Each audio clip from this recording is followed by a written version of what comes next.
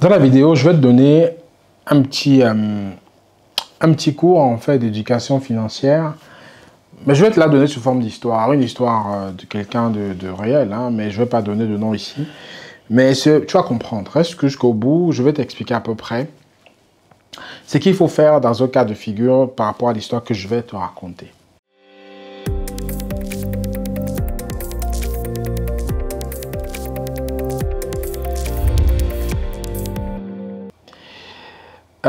Mais avant de commencer la vidéo, bon, si ce n'est pas encore le cas, hein, je t'invite à t'abonner à la chaîne, à activer la cloche de notification, parce que sur la chaîne, on partage beaucoup de beaux contenus. Et aussi mon groupe Telegram hein, qui existe pour ceux qui veulent me rejoindre, me parler directement. C'est un groupe qui est très dynamique, j'adore ce groupe parce que ça me permet d'échanger directement avec les gens. Donc si tu veux aussi discuter avec moi en direct, tu peux venir dans ce groupe-là et je suis présent. Même comme j'ai des équipes qui modèrent, mais je suis là, tu peux me parler directement à moi. Et maintenant voilà, on va parler de cette petite histoire. Donc c'est l'histoire en fait d'un monsieur, donc un monsieur qui est fonctionnaire, qui est dans un pays d'Afrique et qui a un salaire qui est décent, qui est correct.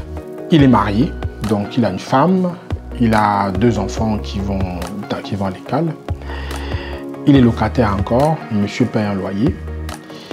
Et du coup, ça se passe bien, hein, tout va bien, il a un salaire qui est convenable, sa femme a un petit boulot, voilà. Il gagne, je crois que le monsieur, on va dire, pour ne pas donner des chiffres, il gagne environ 350 000. Mais cette histoire va concerner ceux qui gagneront même pas de 150 000 jusqu'à 350 000, peu importe. Le chiffre n'est pas très important. Donc ce monsieur, justement, il mène sa vie quotidienne. Il va tous les matins au travail. Il prend le taxi. Ses enfants ont de l'argent de taxi pour aller à l'école. Madame a son petit travail qu'elle fait pas loin de la maison. Quand tout le monde est parti, elle va aussi à son travail. Le soir, il rentre à la maison, il est avec la famille, tout ça. Bon, tout est classique. À un moment, le monsieur commence à envier des collègues qui ont des voitures. C'est-à-dire, il se dit, bon, il faut que j'achète une voiture parce qu'il y a tel collègue qui a la voiture. Il y a tel ami qui a la voiture. Il y a ceci qui a la voiture. Tel. Voilà. Tout le monde a des voitures. En fait, tout son entourage a une voiture. Et il se met en tête aussi qu'il va acheter une voiture. Et une voiture, en fait, pour une famille comme la sienne, s'il veut peut-être faire une sortie, avoir tout le monde dans la voiture, il faut compter un budget d'au moins entre 2,5 millions et 3 millions en Afrique pour avoir une voiture d'occasion, ce qu'on appelle des congelés décents. Il faut au moins 2,5 millions, 3 millions. Le monsieur ne les a pas. Il n'a pas ces 3 millions.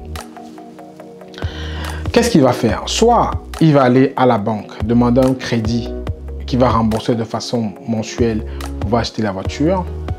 Soit il va prendre l'argent de la tontine. La tontine, en fait, c'est la réunion dont il cotise tous les mois.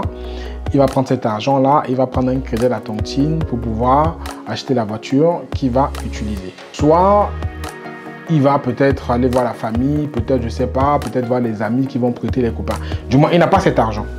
Mais il faut cette voiture. Donc, qu'est-ce que le monsieur fait? Déjà, c'est là où le problème commence. Parce que à ce rythme-là, à ce moment, la voiture, quand je vais vous expliquer sa vie, moi personnellement, je ne vois pas vraiment l'utilité de la voiture. Mais bon, allons au bout du truc. Ce que le monsieur fait, et c'est ce qu'il a fait, il va emprunter l'argent auprès des amis, collecter l'argent pour s'acheter une voiture, pour faire comme tout le monde, pour imiter les gens, pour imiter le collègue, pour peut-être paraître beau au quartier devant les jeunes demoiselles et tout ça. Il va s'endetter, achète une voiture à 2,3 millions et roule avec, il est fier. Sans compter que la voiture, dès qu'il achète la voiture, il faut qu'il paye l'assurance.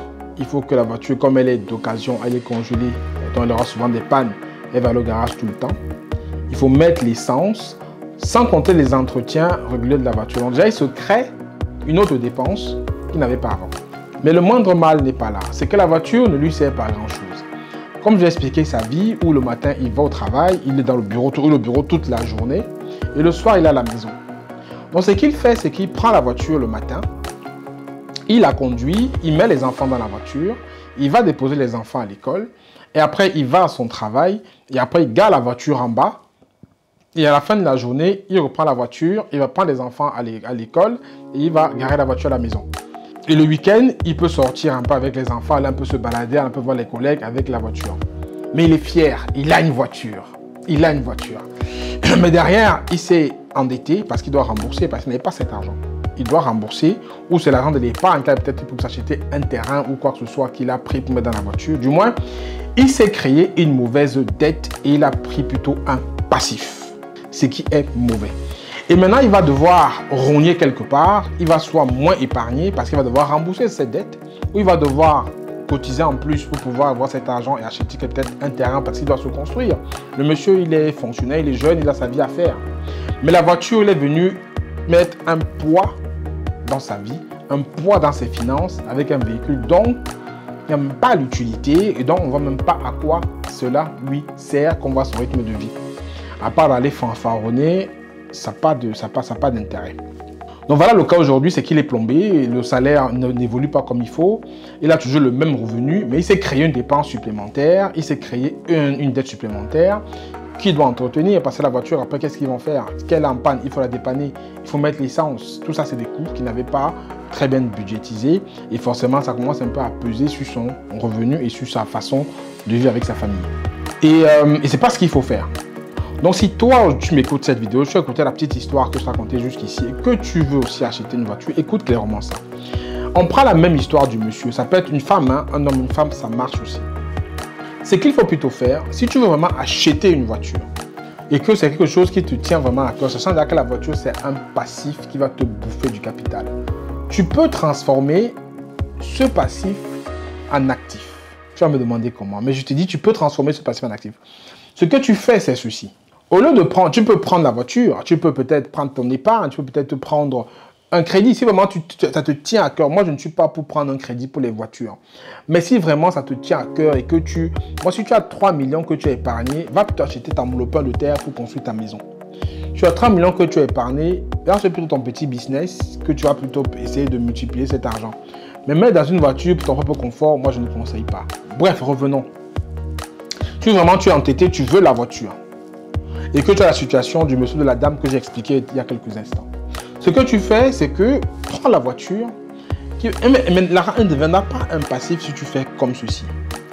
La voiture, tu peux la prendre et elle devient un taxi aussi. Elle fait le transport de personnes. Ça veut dire ceci. Ça veut dire que le matin, la voiture, il faut que tu cherches un chauffeur à qui tu as confiance. Le matin, le chauffeur vient chez toi, il prend la voiture, il va déposer des enfants à l'école, il va te déposer toi au travail. Mais au lieu que la voiture reste en bas comme elle restait avant, la voiture maintenant, le chauffeur va aller travailler.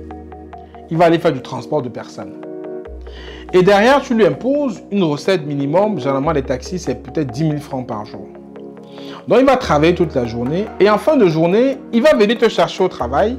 Il va aller prendre les enfants ou madame, peu importe. Il vous dépose à la maison. Et si tu as des courses à faire le soir, il peut laisser la voiture à la maison le soir et tu fais tes courses avec sans problème. Et le week-end, tu peux lui demander de te laisser la voiture le week-end et tu veux faire tes balades avec ou tu peux, voilà.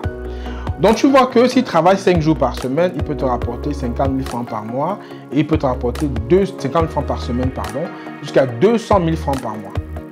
Tu peux lui laisser le week-end, tu peux laisser 1 ou 2 week-ends qu'il travaille pour lui-même pour peut-être se payer, entretenir la voiture. Du moins, tu peux gagner au moins 150 000 francs à 200 000 francs par mois avec ce véhicule qui était avant un passif. Et tu n'as rien perdu. Parce que le matin, tu es dans ton confort du véhicule avec les enfants. Le soir, tu es dans le confort du véhicule avec les enfants. Et le week-end, tu peux encore avoir le véhicule pour faire tes courses.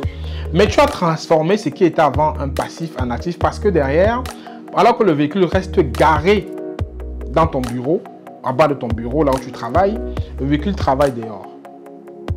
Donc, tu vois comment tu as transformé donc quelque chose qui te plombait tes finances, quelque chose qui va te générer les revenus. Et tu pourras aisément, en fait, tu as pris un crédit peut-être de 3 millions, tu peux dire que tu rembourses 100 000 francs par mois pendant 3 ans. Et ces 100 000 francs ne vont pas venir gréver ton salaire. Parce que derrière, la voiture va travailler, elle va te rapporter de l'argent. Tu prends juste 100 000 francs dessus, tu rembourses ton crédit avec. Et au bout de 3 ans, si la voiture est bien entretenue, tu auras tout remboursé ton crédit sans toucher tes revenus. Je dis bien sans toucher tes revenus. Et les 100 000 francs que que la voiture aura travaillé, aura permis que tu rembourses ton crédit. Et après 3 ans, le crédit est terminé. Et derrière, tu peux maintenant exploiter la voiture qui deviendra un actif pur. Puisqu'elle va produire maintenant. Il n'y aura plus de dette dessus. Donc voilà à peu près ce que j'ai conseillé à la personne. J'espère qu'il va... Bon, c'est un peu trop tard, mais si vous m'écoutez et que vous souhaitez prendre une voiture, écoutez bien ce cas de figure et faites ce que je vous explique, vous verrez que vous serez rentable sur tous les plans. Ne prenez pas une voiture pour vous faire comme les autres, pour vous vanter, pour le confort, ça ne sert pas à grand-chose. La voiture, c'est un gouffre financier. À moins qu'elle vous serve à travailler ou que vous ayez déjà un certain niveau de revenus. Prenez une voiture que vous allez transformer en actif, en la servant bien entendu pour vos besoins personnels, mais en faisant aussi travailler de l'argent. Donc voilà une petite histoire, un petit cours d'éducation financière que je vais partager avec vous aujourd'hui. Si vous pensez acheter une voiture, écoutez encore bien le cours avant de faire, écoutez encore ces petites démonstrations avant de faire. Et partagez la vidéo, bien entendu, à un plus grand nombre de personnes, parce que je pense que les cas comme le cas du monsieur que j'ai dit, qui est aussi applicable à une dame peut-être, peut vous arriver à vous. Vous êtes de la diaspora, peut-être vous avez des cousins en Afrique ou des tontons qui pensent, transmettez la vidéo qu'ils écoutent. Et je pense que vous allez permettre à beaucoup de personnes d'évoluer dans l'éducation financière avec des vidéos comme celle-ci. Il y a le livre qui est disponible, je donne 55 idées de business que tu peux lancer sur le continent. Le lien en description de la vidéo. J'espère que cette vidéo t'a plu. Si elle t'a plu, dis-moi ce que tu en as pensé en commentaire. Et j'insiste, quand une vidéo te plaît, il faut la commenter parce que c'est intéressant pour moi de savoir quel retour vous avez fait sur la vidéo. Il faut liker aussi et la partager au plus grand nombre de personnes. C'était Franck Kenyé. Je te dis à très bientôt dans la prochaine vidéo. D'ici là, prends soin de toi.